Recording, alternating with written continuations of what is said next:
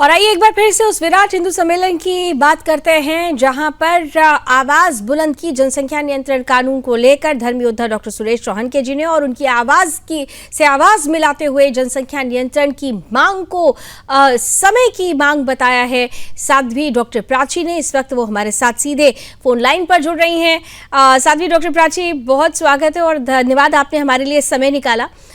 ये बड़ी महत्वपूर्ण बात है क्योंकि समय की ये मांग है कि जनसंख्या नियंत्रण कानून को जल्द से जल्द अमली जामा पहनाया जाए, लेकिन जो एक सहमति होती है वो सहमति यहाँ पर अभी बनती हुई नजर नहीं आ रही है पूरी तरीके से, जबकि ये समय की मांग है।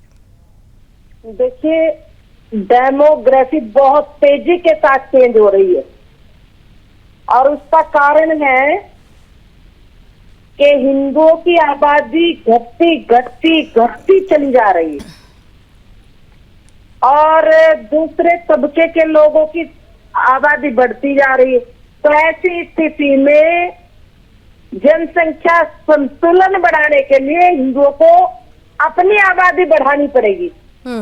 सरकार जब बहरी हो जाती है तो राजनीति में जनता को आगे आना पड़ता है, अन्यथा ये देश फिर गुलाम होगा मुगलों का, क्योंकि लोकतंत्र है। जब लोकतंत्र है तो वोट उनकी होगी ज्यादा, जिसकी वोट ज्यादा होगी राजा उसका होगा। तो इसलिए हमें अभी समय रहते हुए ये विचार करना चाहिए, हिंदुओं को अपनी आबादी बढ़ानी चाहिए।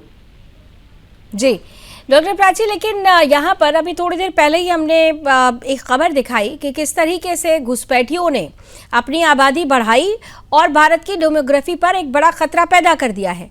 लेकिन कांग्रेस जैसी पार्टियां, समाजवादी पार्टी जैसी पार्टियां, और कांग्रेस से ही हरीश रावत जी को पूर्व मुख्यमंत्री हैं उत्तराखंड के, उनका ये कहना था कि देखिए इस तरीके की बातें करके कि घुसपैठ हटाए, जबरदस्ती अतिक्रमण हटाएं, ये कहीं ना कहीं से हमारी संस्कृति पर प्रहार है।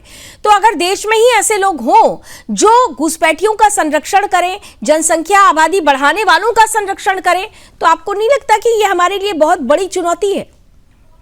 देखिए, है क्या, हिंदुस्तान में केवल कुर्सी दिखाई देती है नेताओं को।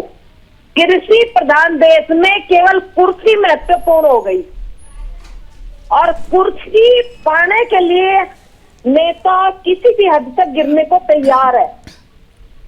देश भाड़ में चला जाए, इन्हें कोई फर्क नहीं पड़ता। ये तो क्या, इनके बैंक बैलेंस, इनके मकान दुकान सब विदेश में सेट हो जाएंगी। जब यहाँ डेमोग्राफी चेंज होती है जो जा रही है, उनको शासन होगा तो ये तुरंत विदेशों में भाग जाएंगे। जो कट्टर लोग हैं हम जैसे, वो मरेंगे। युद्ध उनको करना पड़ेगा, इनका क्या जाएगा। इसीलिए आज की जो मांग है, वैसे समझदार हिंदू समझ चुका कि ये केवल और केवल राजनीति हो रही है। घुसपैठियों को बचाने का काम कांग्रेस ने किया, उनको सुविधा देने का काम कांग्रेस ने किया। घुसपैठी घुसे बच्चे पैदा करे, देश में समस्या पैदा करे, बस वोट कांग्रेस को दे दे और सपा को दे दे, और ये फंडा इनका पूरा होता चला गया। इस फंडे को ये अपनाते चले गए, इसी फंडे पर ये चलते गए। लेकिन अब देश समझदार हो गया, हिंदू समझदार हो गया, उसके समझ में आने लगा है।